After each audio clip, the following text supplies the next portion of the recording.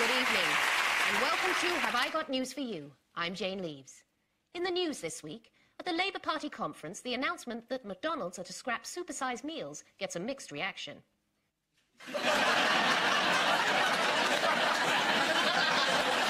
In Kashmir, as training continues at a rebel camp, recruits refuse to let the shortage of guns get them down.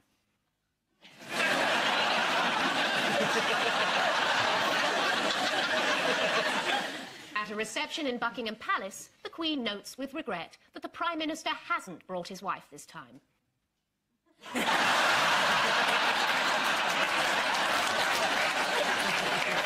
With Paul Merton tonight, a comedian who once said, "I look forward to the day when people younger than me slag me off as an old fart from the BBC." So please welcome BBC old fart Mark Steele.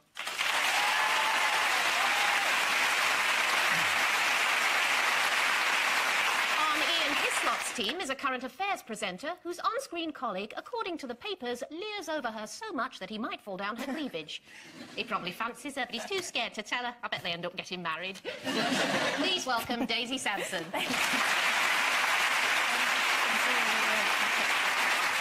We start with round one. You may have all missed this. This is the American election. That's who's got my watch? Have you got my watch? Just reading the Bible, checking if there's anything he's missed. Yes. So this is the American election, isn't it? Which was Bush is thrilled. This is the first time he's actually won an election, so he's... It's a new experience for him, isn't it? Yeah.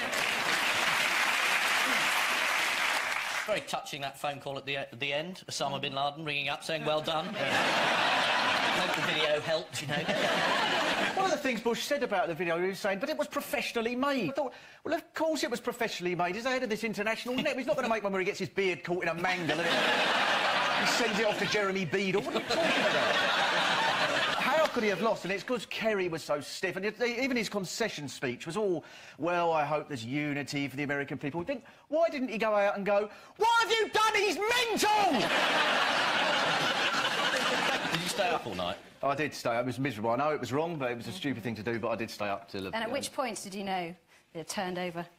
Well, I didn't turn over. I didn't think, well, it's 4:15, there's bound to be something on Cartoon Network. That's something more interesting. I thought you were on most of the night. Exactly. I was at the American Embassy all night. I bet if you see Bush and Rumsfeld now, though, they must think they can get away with anything. There'll be, like, couples with holiday brochures going, oh, where shall we invade next? Cuba looks nice. We haven't been there for a while. France. Did anyone see any of the alleged dirty tricks that have been taking place in the various swing states? There was a leaflet distributed in Ohio saying that due to a timetable alteration, anyone intending to vote Democratic should leave it till Wednesday. Can anyone tell me what was unusual about the way a gentleman called Leroy Chow voted this week? Oh, he was in space, wasn't he? That's exactly right. He voted via email. And do we know how he voted? Via email. No?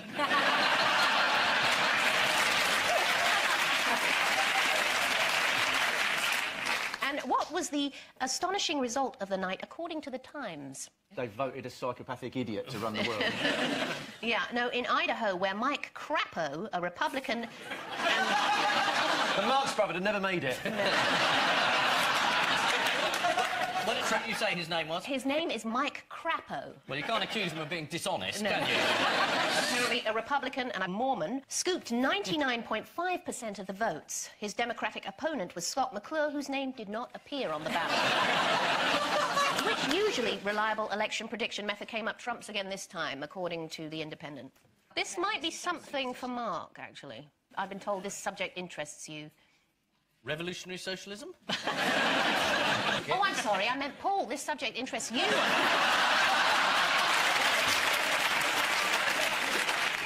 I think it's going rather well, yes. Yeah. I've no idea.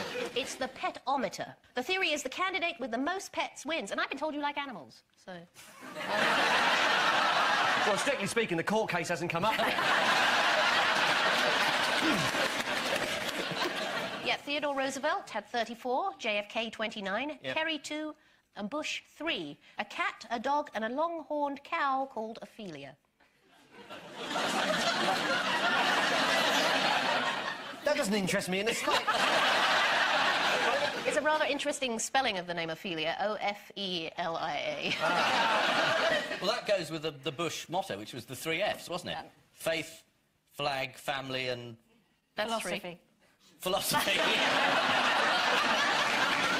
But they seem to fall for it, the Americans. Yeah. You know there a lot. Why do they fall for it? You know, it does generally seem to be the middle of the country, and the people around the edges get out a bit more, I think. You know. So, Jane, have you met any of these American politicians? I have met Clinton, yes. I was in the White House in the Oval Office. And Yeah, we don't need to know the details.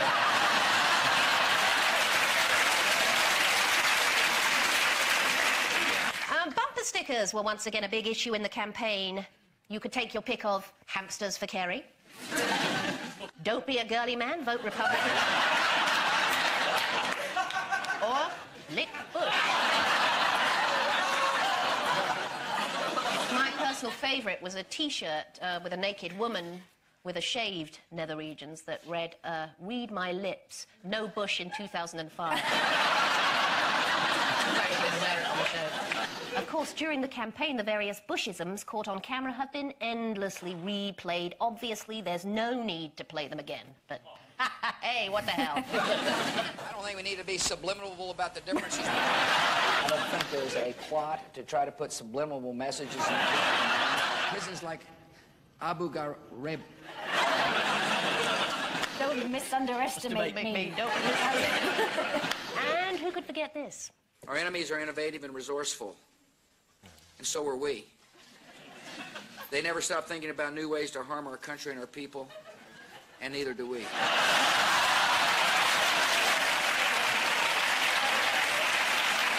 And this may be a new one for you. Bush is confused as to the role of gynecologists in the U.S.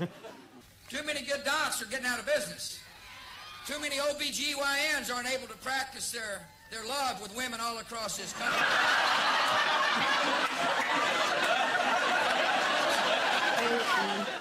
Either I'm getting cleverer or the world is getting stupider.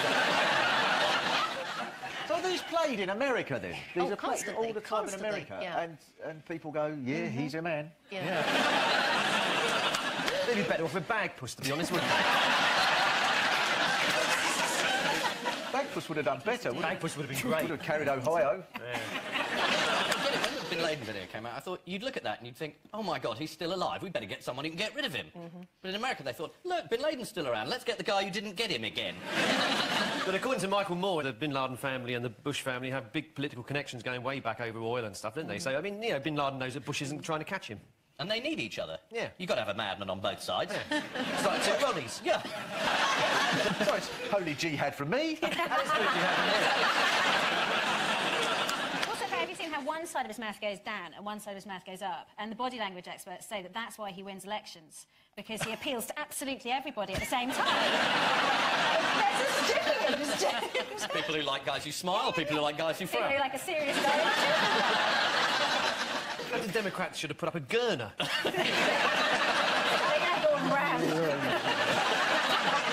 And in the interest of balance, let's... Forget balance. Yes, let's not forget the soundbite that probably lost it all for Kerry. I'm John Kerry, and I'm reporting for duty. Dismissed. This is, of course, the American election. If anyone's wondering how the American people can be so stupid as to vote for Bush again, remember this is a country that believes Daphne's brother comes from Manchester. According to the Daily Mail, the BBC sent 188 staff to cover the American elections. I can't believe that the BBC would spend money flying people all the way across the Atlantic just for a television programme.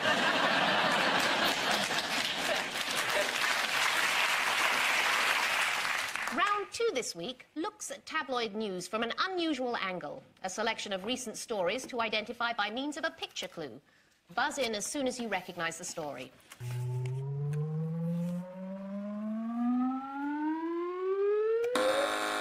It's spam. Spam is making a comeback. It disappeared a bit in the 80s, Yes. and now it's become a very sexy, sort of groovy thing. So now people say, yes, we want spam. Spam's coming back. Everybody loves spam. It's waterproof, and you can get it to seal your roof. That is is correct. Is it? Actually, yes. Partly. The reason they're relaunching it, though, according to the Daily Mail. Is it because of all the spam you get on internet? They reckon this is sort of free advertising. That's exactly Spam every time you open your... All right. Also, it's maps backwards. Does that confuse people? Was this me or was it a backward map? I can't figure it out. Do you know where spam is most popular? Yeah. Where? Northampton. No, it's actually the Pacific island of Guam, where each person eats 16 cans a day. Really? That's strong teeth. 16 cans, yes. Is it popular in the UK? Very popular. Well, since you left. We eat nothing else nowadays. There is, in fact, a spam fan club with 2,500 members. Suspiciously round figure. And what is the highlight of the year for the UK spam club? Meeting people, going out of the house. It's actually the Spammy Awards, of course. Yes, and do you want to hear about this year's winner? Yes, please. Yes. It's Yorman Odence was awarded Spam Chef of the Year for what? Cooking spam? Spam wonton and cutlet of spam. The Express declared, the American wartime food is back. And with Bush back in the White House, so is American wartime. The Independent helpfully printed some recipes for its readers, including spam in the hole. Presumably, the full recipe reads, dig hole in garden, bury tin of spam. Next picture. Baked beans. They're relaunching this week. Is it that in the island of St Lucia they eat 45 tins of this a day? Did Derbyshire housewife finds human head in tin of beans?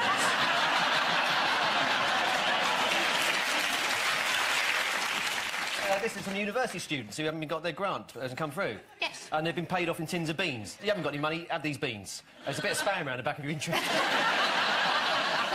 Yes, these are students from Aberystwyth University. And will the local traders accept beans in lieu of money? How else are students being needled this week? Are they injecting spam straight into their system? Too lazy to chew it, they're just straight in. Mainlining some spam. No. As they watch Countdown. Yeah. They're having mumps jabs. Yes. Because they missed out. Lots of students getting mumps. Yes. According to one newspaper, mumps is a viral illness which can result in young men lying in bed all day with swollen sex. They're students, right? Next mumps for most of the 1980s. Just that you didn't know what to call it.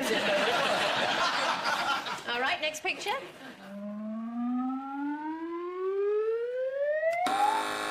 There's been a fire at the Branston Pickle Factory, so people are now selling jars of Branston pickle on eBay for 50 quid because there's a shortage of pickles in this pickled whatever it is, pickled Branston. He's a bloke who runs Virgin, isn't he? So anyway, there's a shortage of him. There's a shortage of Richard Branson to turn into pickles, and so he's down to his last foot apparently. So for the last 20 years they've been using him to turn him into pickles, and eventually the human body can only take so many pickles being taken out of it by force, and now he's had to retire, so that there may be a shortage of pickles. There's no more pickles, basically. He said, look, I've had enough. Try spam. You're exactly right. There was a devastating 12-hour fire at the Richard Branson Pickle Factory last week. No, yes. Oh, but not about Richard Branson. No, not about Richard Branson, but you're right about the fire and, Okay. and the effect that it's having, according to the Daily Mail. How can pickle burn down? It's wet by nature. Highly flammable. Is it highly inflammable I pickle? think would you'd use it to imagine. put out fire. Yeah. Just how many weeks' supply is left in the UK? 3 weeks left. No, 2. Really? Yes. It's worse than I thought. Yes. The way to deal with a shortage like this is rush out tomorrow and buy as many jars as possible. That way there'll be plenty for everybody. As a result of the fire, the factory was completely gutted, as were hundreds of ploughmen who had to go without their lunch. All right, next picture. That's the Japanese spam advertising campaign. Spam's nearly ready, darling. This is about the greatest chat-up line in the world. Exactly. And what is it? It's something like, this time next year we will be laughing. Exactly right, yes. This time next year we will be laughing together. Does it work for you, Daisy? Weak at the knees. Yes. What's the best chat-up line you've ever heard? This time next year you'll be eating spam. I've had a few. I'll give you a guess who said this to me. Dance on the table for me and come back to my trailer. No one need know. Is it Girly Men? Yes.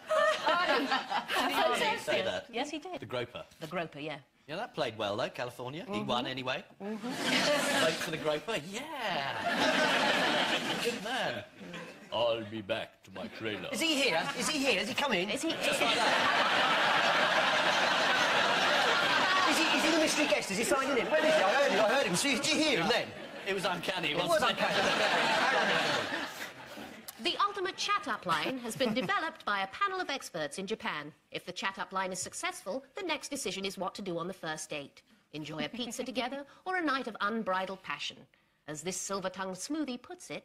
Their fate will be in each other's hands as they decide whether to share or to shaft.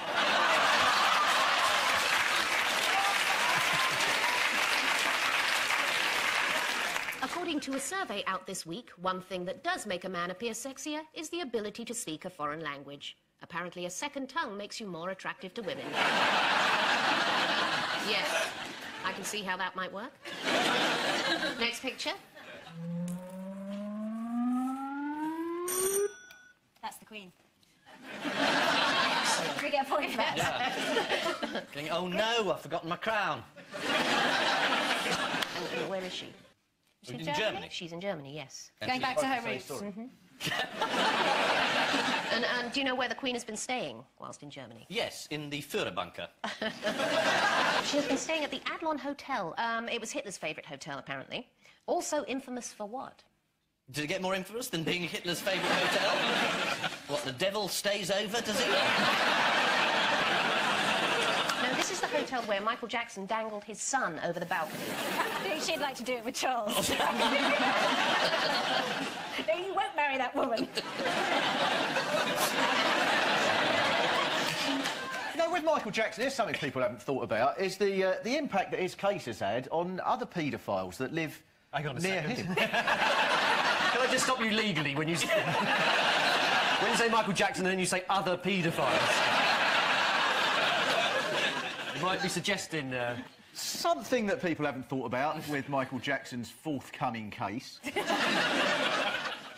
Whatever the outcome. He's a paedophile, did you know?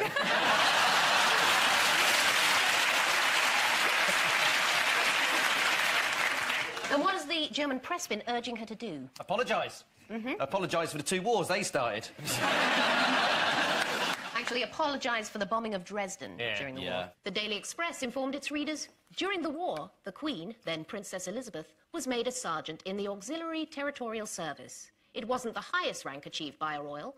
Princess Michael made it all the way to Obergruppenführer. Round 3 is the odd one out round. Ian and Daisy, your favourites are John Kerry, Mr. Spock, Ken Shuttleworth and Salvador Dali. It must depend on who Ken Shuttleworth is. Is he Gherkin chap? Oh, the architect. Right. Ken Shuttleworth's the only one who's not listened to John Kerry play the guitar.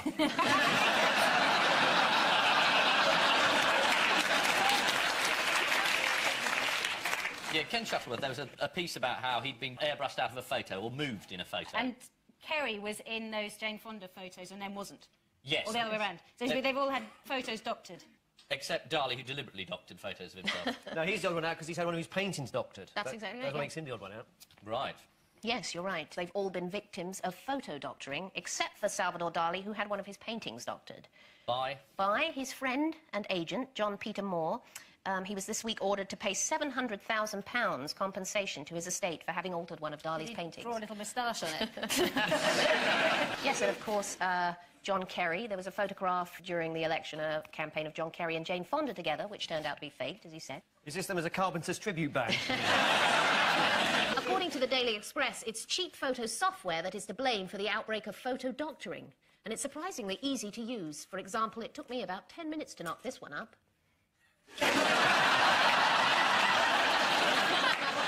He was very good. He was very good on the night. Yeah. Ken Shuttleworth, Ian, tell me about Ken Shuttleworth and make it interesting. Lord Foster and this man designed this enormous protuberance over London called the Gherkin. They were a team and they had some sort of picture, photograph or portrait done, and he's been airbrushed out of it because they don't like him anymore. Yes, because he found a team photo in which he'd been standing next to Foster, had been doctored, and he'd been moved further away. And... Where's Trotsky? The answer is that they have all been victims of doctored photos, except for Salvador Dali, one of whose paintings was doctored. Toward the end of his life, Dali lost the will to live, and according to one biography, at one point he deliberately dehydrated himself as a suicide attempt. Not a great way to commit suicide, though it does speed up the cremation. On one occasion, Star Trek bosses famously airbrushed out Mr. Spock's pointed ears, but astonishingly left William Shatner's acting untouched. Paul and Mark, your four are George W. Bush, yes. Teresa Heinz Kerry, Holland, and the Houses of Parliament. Well, one possible connection that springs to mind is that the Heinz Kerry woman, she is, of course, from the Heinz family, isn't she? She's, you know, the tomato ketchup people. And the Houses of Parliament do appear on a bottle of HP sauce. So is that the right sort of area? You're in the right direction, Oh, yes. good, OK. Yeah. And George Bush did an advert for tea, PG Tips. You omit son, I'll play it. Was it that one? Their names are on sauce bottles, or their images are on sauce bottles. George Bush must have been on a bottle of, I don't know, bullshit brown sauce. I'm too stupid to use anything else. So I say Bush is the odd. What do you think? Bush is the odd one out? What do you reckon? No, I think that Teresa Heinz Kerry will be the odd one out. All the other ones will have been on food, and she's from a family that... that makes food? That makes food. Yes, they've all had a sauce named after them, apart from Teresa Heinz Kerry, who married into the Heinz family. So Teresa Heinz Kerry is the odd one out. Hollandaise, is that? Hollandaise sauce, yes. Yes. George W. Bush's sauce is called W ketchup. Are they still making it? Yes, yes, there it is. Hello. And how many flavours does W ketchup come in? 4 flavours, because there's 4 bottles there. Right? Yeah, one would be smoky oaky, one would be oaky smoky. Okie dokie. Oaky cookie. And karaoke. No, W ketchup comes in 1 flavour, American. The W ketchup provides nutritional information for its American consumers, based on a daily diet of 2,000 calories. Yeah, right. The inventor of HP sauce died in 1912. Sadly, his funeral was delayed as the pallbearers repeatedly shook and slapped the hearse to try and get the coffin out. We finish, as always, on the missing words round. This week's guest publication is the Icelandic Sheep Breeders of North America newsletter. So here we go with Minister for what should know what? Schools should know alphabet. For Icelandic sheep should know where Reykjavik is. Yeah. Minister for Agriculture should know onions. It's Minister for Fruit should know his onions. Onions. But onions aren't fruit, so it doesn't make any sense at all. Perhaps they've been reclassified. I'd like onions to be reclassified as discotheques. Yeah. I think that would help a lot. You have to have a couple of bouncers in front of each onion with a big blue bit of thick rope going, wait! There's already 4 people in that onion. Go on, no more, that's shallot. Just say shallot onions. There we are. It doesn't give me any pleasure, but I just felt compelled to say it. Next, Dr. Thorstein Olafsson demonstrates what? The self-inflating U. the whistling ram. Demonstrates Icelandic Scrabble. Yeah. The answer is new insemination technique. This is from the Icelandic Sheep Breeders of North America newsletter.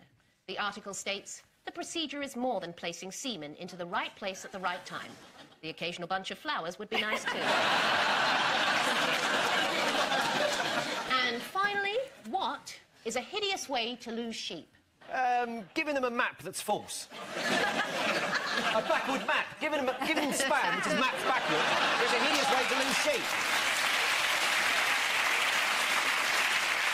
Trapped in a pickle factory overnight, the flames licking around his nether quarters.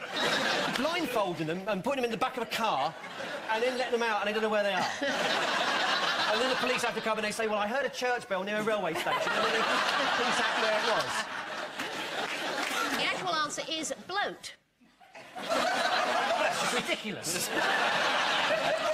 So, the final scores are... Paul and Mark, you have 8. Oh. Ian and Daisy, 9. 3.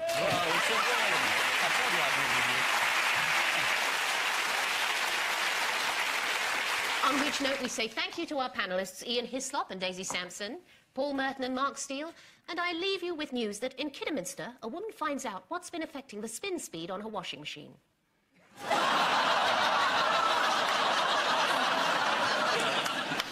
In Cape Town, a suspect in a major case catches sight of his prospective cellmate in the shower.